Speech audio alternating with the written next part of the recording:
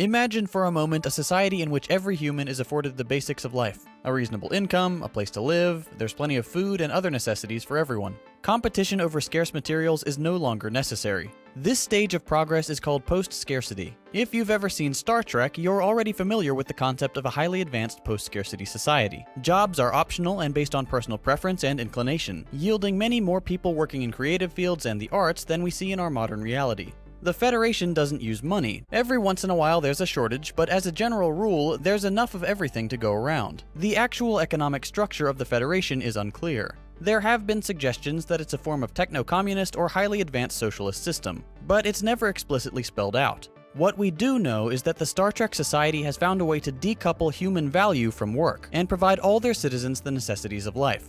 This is an advanced form of what's called universal basic income. It's a fascinating idea, and with more and more jobs being performed more quickly and cheaply by machines, it just might become a necessity in the coming decades. In this episode, we're going to look at some examples of UBI trials in the real world and discuss whether universal basic income might be the future. When talking about seemingly crazy economic plans like UBI, a lot of people's first reaction is one of disbelief. Wait, just give everyone money? That's crazy. Or, but humans need to work, what else will we do? These are both very understandable objections at face value, but let's explore a bit further. Why do we think giving people enough money to survive is crazy? If we as a society have the resources to provide a secure financial floor, essentially eliminating poverty and the societal problems that come with it, why wouldn't we do it? I'm sure the knee-jerk response would be because it's expensive, and that's a fair assessment. But we do a lot of expensive things. Endless wars are expensive, healthcare is expensive, infrastructure is expensive, but we pay for all these things without batting an eye. But we'll get to the cost of UBI later. In response to the claim that humans need to work, that work is supposedly our natural state, sure, meaningful use of our time may be important, but somehow I don't think working on a production line making 30 different kinds of poop emoji pool floats counts as meaningful work. The idea that our natural state is to work for a wage is a perversion of the understanding of existence. Obviously, we're not meant to just sit around and do nothing, but work doesn't just mean standing at a cash register all day. Work, in the fulfilling a human needs sense, can be anything from writing music, to rock climbing, to creating art, to raising children, to any number of other things that don't earn you money in our current system. Today, if we see someone who's not employed, whether they're creating beautiful paintings in their mom's basement or performing with their band on a street corner, we consider them lazy and somehow worth less than someone who sells hours of their life for a wage. This is a problem. If we can decouple human value from wage labor, we'll have a much richer understanding of what it means to be human. Is working a meaningless job producing cheap junk really any better than not working? I don't think so.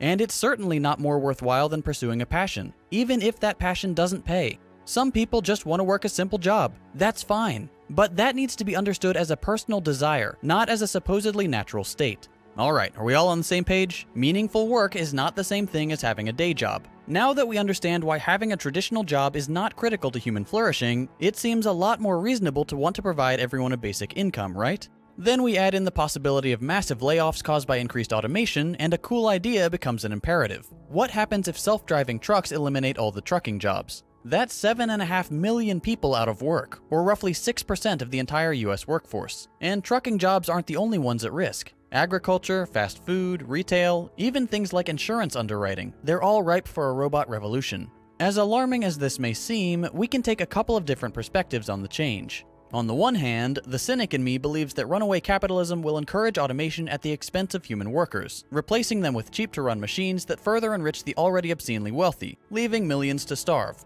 On the other hand, there is the possibility that a universal basic income could be implemented in tandem with this dramatic shift in the labor landscape, freeing workers from their traditional jobs, allowing robots to do the menial work, and providing a base level of security that would allow humans to pursue their desires, whether that's improving themselves, taking a sabbatical, or learning a craft. So, we can choose to do nothing and end up with a techno-dystopia, or begin to seriously consider seemingly radical ideas like UBI. I think it's an ideal we can all aspire to.